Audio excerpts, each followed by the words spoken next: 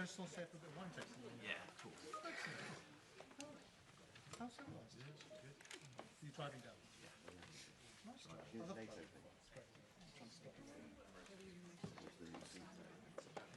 think they asked us to go around into local towns to try local cuisine. Whereabouts are you going? Well, the thing where we're going is a place where lots of people get to on the floor. Oh, right. The northern French coast of Coast Est. Basically, Yeah, stand up. It might. yeah.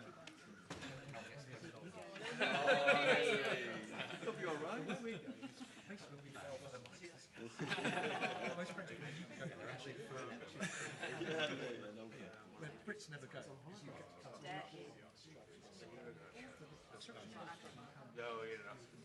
wild sandy beaches, dunes.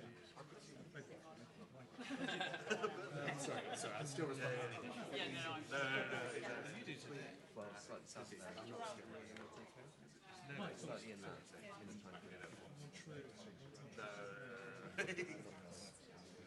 it's very nice. It's not the name, I don't know, I haven't been asked. It's alright. Yeah. It's a nice seafood. The place we stay at is a place called Easton. It's one of the very few French places which starts with the letter W.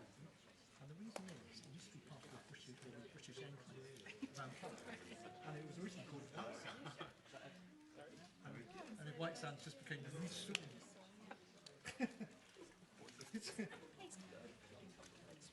Wimereux, Easton, but they were all British towns until the 16th century. You're going to capture it first. Okay. Exactly. Like a plant flag. Yeah. It's quite fun. I mean, it's quite nice. Just go into Oh, you've got it in No, I didn't know anything about that. Can you do that? Because I think I can't guarantee to be ready to roll. Yeah. So I guess I mean, the first thing I've heard about that. I mean, I don't know. Right. Have a word with Grace, because I don't think it's been mentioned yet. So see if she thinks it's worth doing. I'm struggling at the moment to think, because she's just already messaged me saying she wants to get sort of almost consumer advice into my boutique at the end, so it's going to be too much, I think. Do you mind having a word with her about that? Okay. Cheers, bye.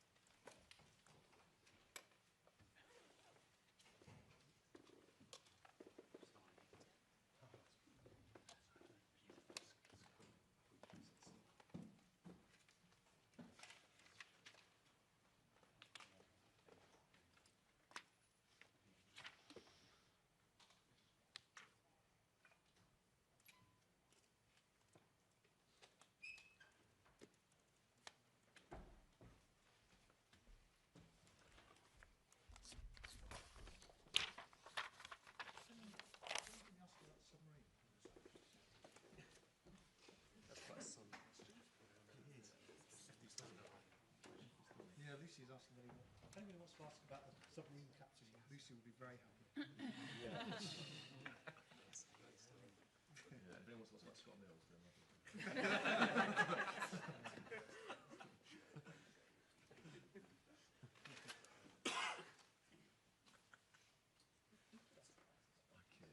used to think, come into the hour, you know.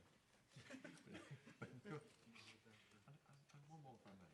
After just looking fasting on Iran and World War III. Oh, 82. Drink. Yeah. The front page was reasonably sympathetic to Scotland. Well, they had that sort of, I suppose the question is BBC but the other quote from Piers Morgan saying it seems to be being done over twice for the same offence.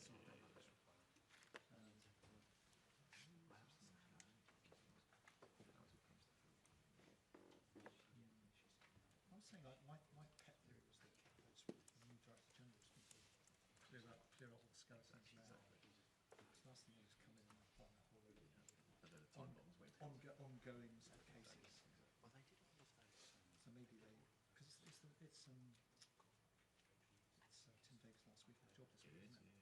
So you think if complaints are being reawakened, Video. then you might get Just keep the desk. Yeah. She was fine. She was fine. Just so I forget what's in this.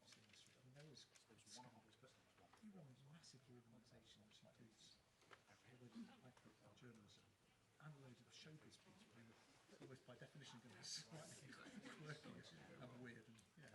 But It's a beer bottle, right? no, and also with so many media owners out there as well to look into all this stuff. You know, I just think the BBC should just be a bit more realistic and say, look, I've given you a massive organisation with HR teams to deal with efficiently as we can, which obviously they never do. I don't think the idea of just journalists was like every time No, exactly. some historic child There has to be responses and like sometimes Appreciate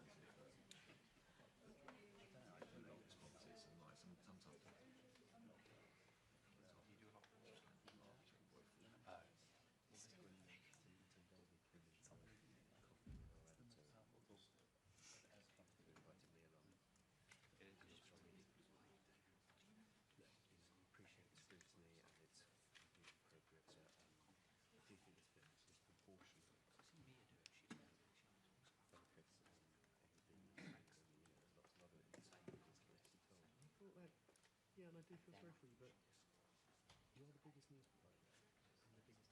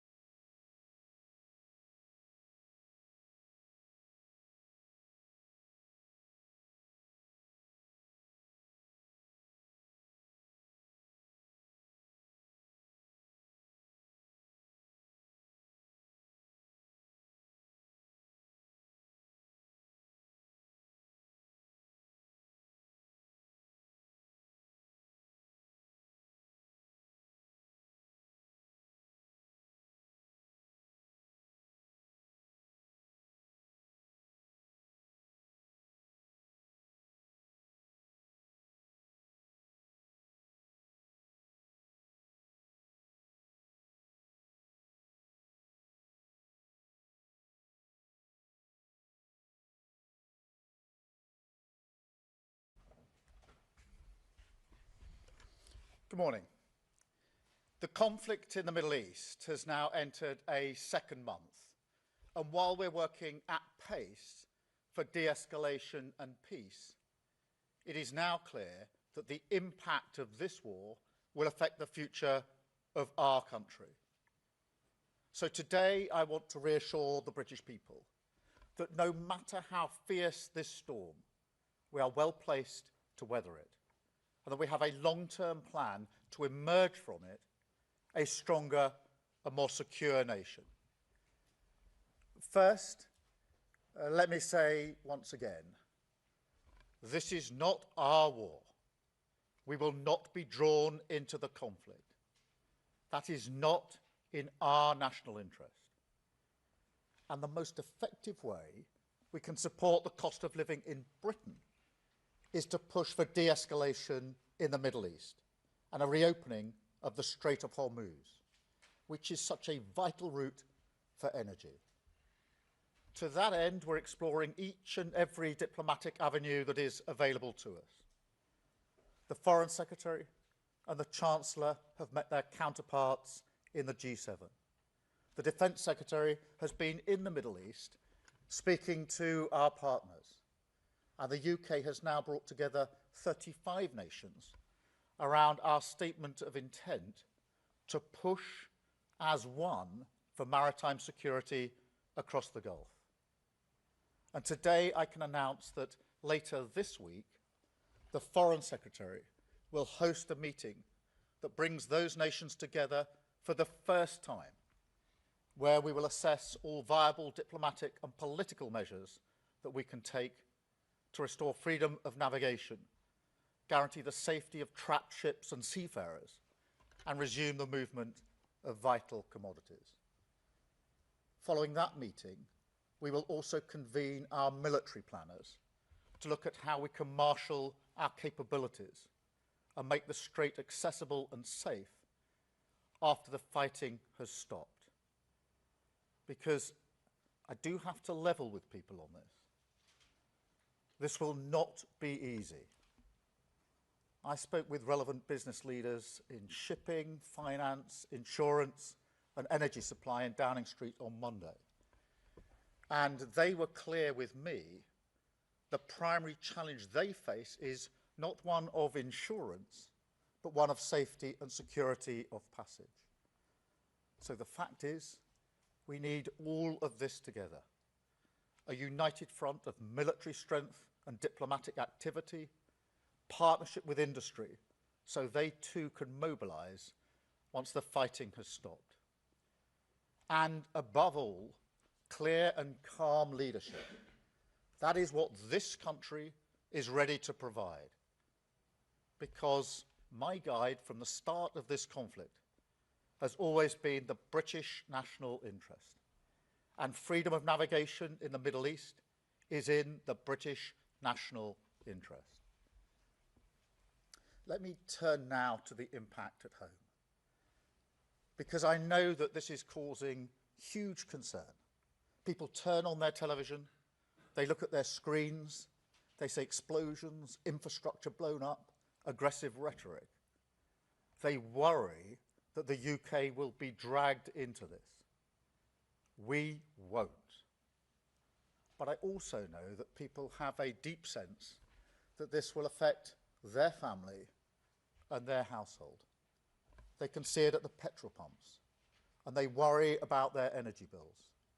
It is the job of government to meet these moments, not just with immediate action, but also with clarity about our direction. That's what I remember about the 1970s, when my family could not pay every bill. We struggled through the energy shocks and the price rises of that decade. But we always believed in the end that Britain would secure a better future for us. And I think that's what's been lacking in the crises of recent years. And I'm not prepared to ask the British people once again to go through a crisis, come out of it, and say, business as usual, back to the status quo. So on our economy, on our energy, and on our defence, this time will be different. We will make Britain a fairer and more secure country, because that hope is what is needed as the country comes together, and because how we emerge from this crisis will define us for a generation. So, as I set out a few weeks ago, we have a 5-point plan for the immediate crisis. We're cutting energy bills by over £100 per household today. We've extended the cut in fuel duty until September, and we're monitoring that situation daily. We're supporting people exposed to heating oil rises, setting aside £53 million for that. We're taking back control of our energy security by investing in clean British energy, because that is the only way we get your bills off the roller coaster that is controlled by Putin and the Iranian regime. And frankly, I'm sick and tired of your energy bills fluctuating up and down because we're on the international market, when if we took control of our energy and had homegrown renewables, We could stabilise your bills. And finally, as I say, we'll continue to push for de-escalation in the Middle East. But look, there's also a bigger argument here, because every one of these measures is part of a long-term plan to make our country more secure and more resilient to shocks like this.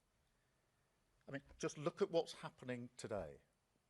Today, your energy bills will be cut because of the action that we took at the budget. And whatever happens in Iran, that price is now fixed until July.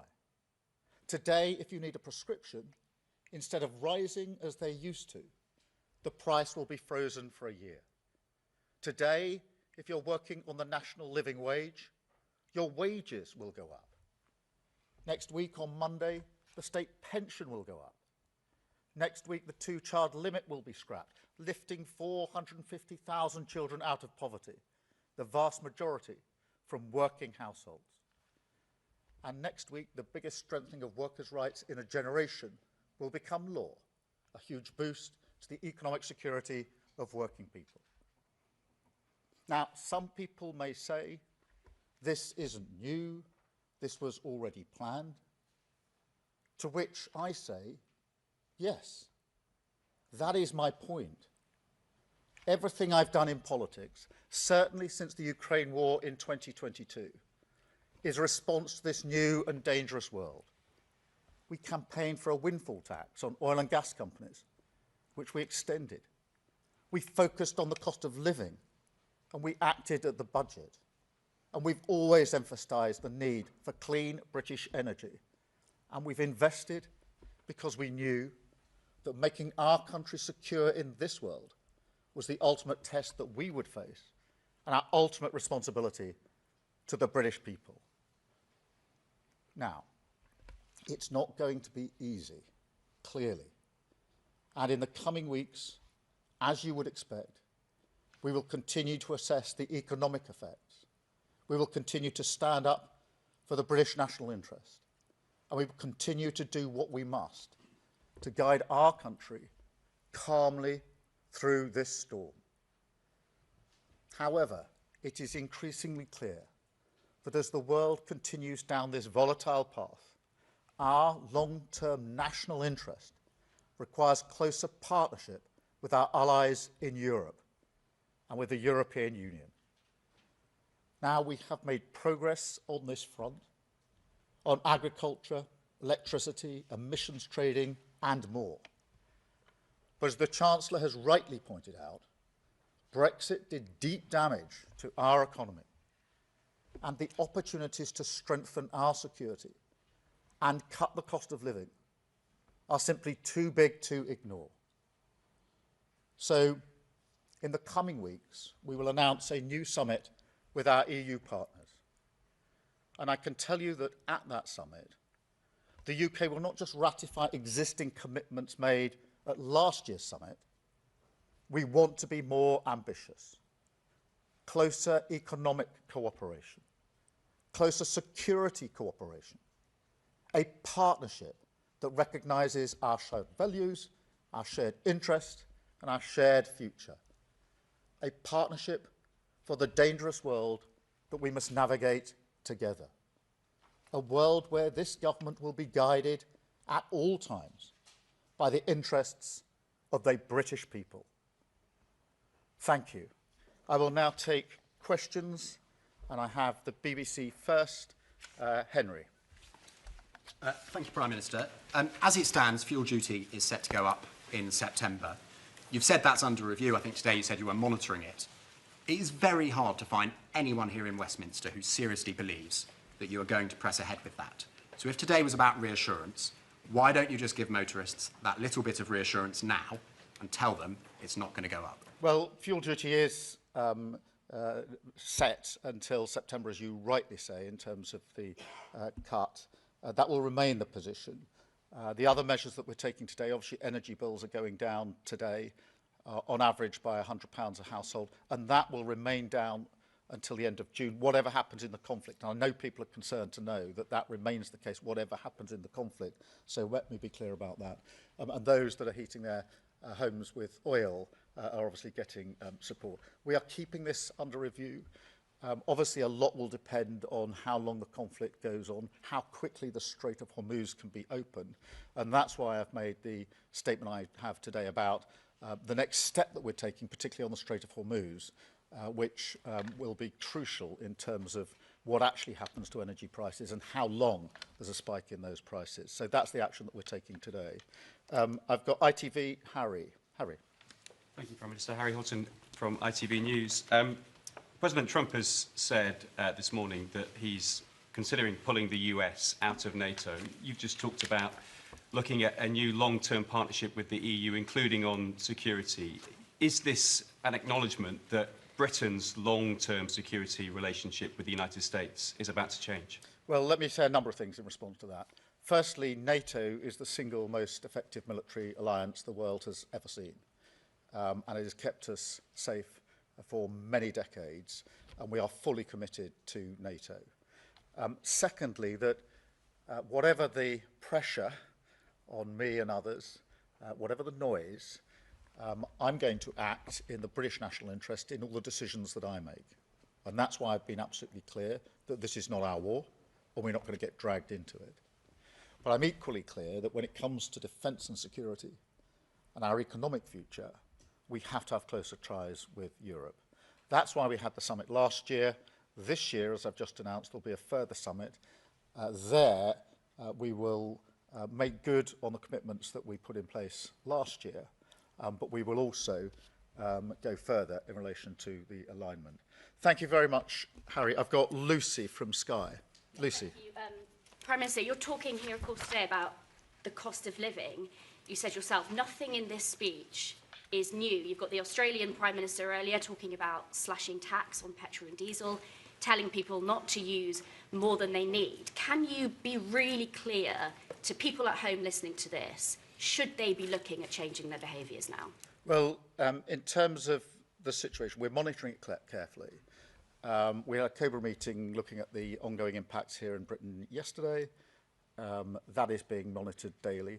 I had the business sector in on Monday to discuss with them, this was shipping, finance, insurance, to discuss with them mainly how we deal with the Strait of Hormuz, how quickly we can get action there to get the supply open or fully open. And that is what we are doing. They're decisions that we think are right here, and we will continue to do that. But I emphasise, again, it's clear to me that the main determinant now of the impact is going to be how long the conflict goes on, and the question of how quickly we can get safe passage through the Strait of Hormuz. And the two don't necessarily go together. In other words, I don't think it can necessarily be assumed that a de-escalation of the conflict necessarily at the same time brings the full reopening of the Strait of Hormuz, and that's why we're moving to the next level of planning in relation to the Strait of Hormuz. We've been dealing with this for some time, but now we move to the next stage with the Foreign Secretary meeting coming up later this week, the first time we've convened that coalition, if you like, of countries to look at diplomatic means, political means, and then the military planners coming together at a separate meeting to look at capabilities. Thank you very much, Andy. And I should say, Andy, congratulations to your daughter on the gold medal, I think, that she's just got. Thank you very much. Thank you, Prime Minister. Prime Minister, actually following on partly from Lucy's question, I mean, in other parts of the world, there is much more of a sense of leaders preparing their populations to say, this is hard, you may have to do things differently. Yet from your government so far, we've heard behave as normal, even book your summer holidays as normal. Isn't it time maybe to address the British people and say, perhaps we have to start thinking about our behaviour in a different way? Well, a number of points in response to that. Firstly, there are a number of measures we're taking. The direct measures in relation to energy price, the support for oil, fuel duty. The wider measures, most of which come in either today or this week on the cost of living, which are not a response to this particular conflict, but are a response to the fact that the cost of living has been the number one issue in our country for a very long time. And I'm conscious that whatever's going on in the world, whatever's going on in politics, that remains the number one issue. In relation to the situation, we are monitoring it very carefully on a daily basis. Our assessment it looks at supply, looks at the impact on our economy, and we'll keep the measures we've got in place at the moment. I'm absolutely convinced that the most important thing is de-escalation. The most important thing is getting the Strait of Hormuz back fully open, and that's why we're putting a lot of effort into the next stage of that and really pushing forward. And as I've said, we're prepared to take a sort of leadership role in that as the United Kingdom in relation to the Straits of Hormuz. Thank you, Andy. I've got Paul for Channel 4. Paul. Morning, Prime Minister. Look, most of the measures you're talking about were already in place before this war kicked off. So far, you seem reluctant to talk about specifics for help because of this war. And the criticism is that you've been dithering. So have you been dithering, or yes or no, do you have in mind a fixed set of plans for the hardest hit by the cost of living crisis caused by this war? And if so, when can we expect to hear them? What are the key indicators that will make you say, this is what we've got planned for you? Yeah, let me just answer that. Firstly, a lot of the measures on the cost of living were measures that were taken at the budget last year, so we were ahead of this. Most people will be watching on their screens, worried about the damage they're seeing, the explosions they're seeing, the conflict, but they will also have this deep feeling inside, this could affect me. And what they mean by that is it could have an effect on the cost of living. We've been saying the cost of living is the single #1 issue for a very long time. So it's not a coincidence that the measures coming into force today are on the cost of living, because I've been clear that that is the central issue, and that is I think for most people in the country, that's the thing they're probably worrying most about today. So we're actually ahead of the game in relation to that, because we took those measures at the budget. The only reason energy bills are coming down today by an average of £100 is because of the measures that we took at the budget, and they'll be down for 3 months. So those measures have been taken. In relation to what might be needed later in the year, obviously we're working through contingencies. A lot of it will depend on how long the conflict goes on, how quickly the straits are open, because it's very difficult to assess at the moment what might be needed, say, in the winter, until we know the answer to that question. So we're looking at a number of contingencies, as you would expect. I think it's important to point out that whilst there will always be a concern about energy bills, I think people will begin to really worry when it gets to the autumn energy bill, because the summer bill, which is the next one, tends to be, on average, about 7% of the energy people use. It doesn't mean they're not worried about it, but I think most people will be looking to what's the one that comes when it gets colder later in the year. So we're working across all of that. But in the end, the focus has to be on de-escalation and getting the strait open. And that begins to answer the question of what is the nature of any support that may be needed. Clearly, we want to make sure that we act for everybody in keeping the price down, the cost down. And today's measure on energy bills is a measure for everyone. But equally, in terms of tailoring support, we need to make sure that nobody is left behind here. Thank you very much, Paul. Natasha from LBC. Natasha. Natasha Clark from LBC. The head of the House Oversight Committee, which is investigating the crimes of Jeffrey Epstein, has called on the King to meet those victims. Do you think there is a moral case for doing so? And if I may, you've obviously outlined today on the cost of living all of what you're doing, which I'm sure listeners will welcome. But just 10% of the public think that the government is doing well. Why do you think that might be? Well, let me deal with the important point you make at the end there, because one of the things that's really important for me to get across to the public is that their bills are coming down by £100 on average, and they're staying down until the end of June, whatever happens in the conflict. And I repeat that for a reason, and that is because I'm not sure everybody has heard that. It is really important for them to hear it, and I want as many people as possible to know that that's the case, because I know they're going to be anxious. And when I have said it to people, there's been the secondary question is that actually going to hold even if the conflict goes on? And the answer to that question is yes. So my job is to make sure that I get that across to the public, because that is the measure that comes into effect today. In relation to the King, I think it's important to appreciate this is part of the 250 celebrations that are in place. So it's a long-planned visit, and the US and UK are close allies, have been for a very, very long time. But this is a visit that, as I say, has been long-planned and is part of the 250 celebrations. That's where the focus of the visit will be. Thank you very much. Gabriel Nussbaum, please. Hi, good morning, Prime Minister.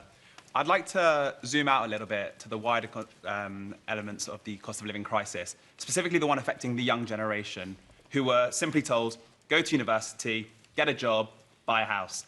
We see today houses on average 8 times salary, student loans, very relevant at the moment. Jobs are either unavailable for young people, or if they are, there's no security.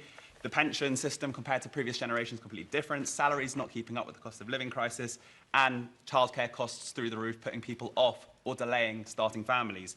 I'd love to ask you to share a message to this young generation, perhaps more to look at an element of hope and confidence looking forward to the future. Yeah, well, let me give that, and let me tell our young people we've got their back. And all of the points you raise are really important, whether it's home ownership, where the average age of home ownership has gone up because of the inaction of the last government. That's why we're building more homes. On childcare, childcare is now free from 9 months to 4 years, makes a huge difference for young people with young children in terms of the money it saves them, their ability to get back to work. And on that question of getting into work, we're putting in place what we call a youth guarantee, which is a strong support from the government to help people into work and support them into work, because all the evidence is if they are able to get into work, even for a relatively short period, the likelihood is that they will then go on from there with a secure job into the future. So all of those measures are in place, but it's really important you highlight the impact on young people, who I think will feel that they've been let down over the last decade and a half, and we need to put that right. Thank you very much. I've got Jessica from The Guardian. Jessica. Morning, Prime Minister. I wanted to pick up some of what you said about close relationships with Europe. Do you believe, you said before that you don't think it's right for the UK to rejoin the customs union. Are we heading towards more of a rejoining of the single market? Is that something you think would improve Britain's economic future? Well, I do think that we should strengthen our cooperation on defence, security, energy, emissions and the economy. And on the economy, the steps we've taken so far have been in relation to the single market. And I'm ambitious that we can do more in relation to the single market, because I think that's hugely in our economic interests. Obviously, this is a matter of negotiation and discussion with the EU, but the summit we have this year will not just be a stocktake summit where we look at actually the 10 strands that we put in place last year. It will be a deliberate ambition on our part to go further than that and to cooperate more deeply, including in the economic sphere. So thank you, Jessica. I've got Jack from The Sun. Jack. Hi, Prime Minister. Jack Elson from The Sun. Can I just pick up on that point? Do your manifesto commitments not to rejoin the customs union, free movement or single market still stand? And you've previously said from this podium that you wouldn't be forced to choose between tethering Britain closer to either Europe or America, but it does seem that you are engaging with closer negotiations with Europe and you have a deteriorating personal relationship with Donald Trump. So is it fair that you are actually choosing Europe over America? Well, manifesto commitments remain, but we made it clear in the manifesto that we wanted a closer relationship with Europe. So that is perfectly consistent with our manifesto. I'm not going to choose, because I think it's in our interest to have a strong relationship with the US and with Europe. But I do think that when it comes to defence and security, energy, emissions and the economy, we need a stronger relationship with Europe. I actually think that will help strengthen our relationship with the US, because successive presidents have said that Europe needs to do more on their defence and security. I've long argued that with European colleagues, that we should be doing more. And that's not just, for example, on defence spend, although it is on defence spend, it's also on how we spend, how we collaborate, cooperate, and that's why I've focused on deals, for example, that we've done with Norway in relation to frigates. Really good deal, very good for trade, very good for jobs in the Clyde, but really importantly, interoperability of the frigates. We can have our crews on their frigates, they can have their crews on our frigates. That, to me, is the future of a stronger European defence, which is bringing together the capability that we've had. So we don't just get each country developing its own capability. It's an ongoing discussion. I spoke at the Munich conference about it. I spoke at the Jeff meeting about it last week in Finland, that we have to go beyond just a numbers game and be much more integrated in the way that we work on defence and security. Thank you, Jack. And I've got Joe from Bloomberg. Joe. Prime Minister, President Trump said yesterday that he wouldn't come to the aid of the UK anymore in his Truth Social post. How seriously do you take that threat from our main ally? Well, it's very important that we're clear. There's been a good deal of pressure on me to change my position in relation to joining the war, and I'm not going to change my position on the war. So whatever the pressure, whatever the noise, I'm the British Prime Minister and I have to act in our national interests. I should say that on defence and security and intelligence, we're obviously working closely with the US, as we always do.